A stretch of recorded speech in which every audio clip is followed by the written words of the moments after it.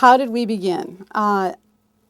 What attracted me to the project was that it was very clear what was happening in the developing world. Hundreds of millions of people in Africa and the developing world were getting cell phones. This was the only growth area in telephony in 2003, 2004, the only segment that was making money.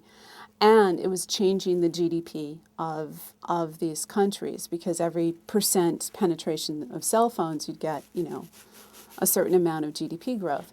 But there were studies showing that if you could get data to these people, not just voice, but data, the impact could be 3, 4, or 5 times greater for every % penetration you could get.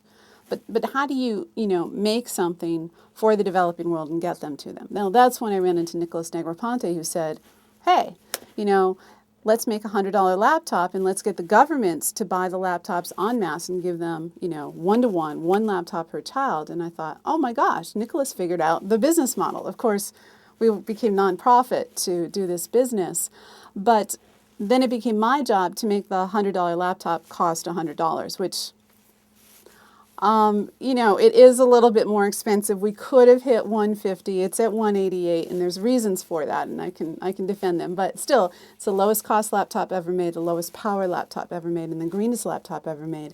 And all of that comes from looking at it from the screen backwards. The screen is what people see when they see the laptop. There could be little green men inside of electronics that wouldn't make any impact to somebody looking at the laptop. The screen and the housing are what we see.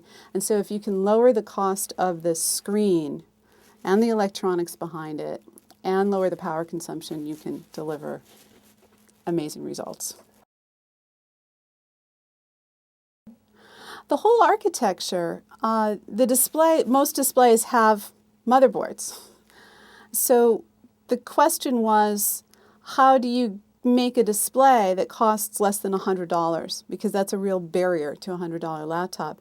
And what do you do with the motherboard? It was very clear we had to get rid of the hard disk, right, and move to what we call flash, and use a smaller processor, skinny down the operating system, and also massively lower the power consumption. But that really came from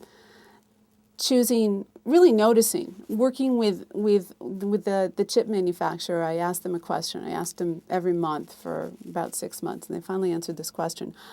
How much power does it take to just keep the screen on, even if the pixels aren't changing?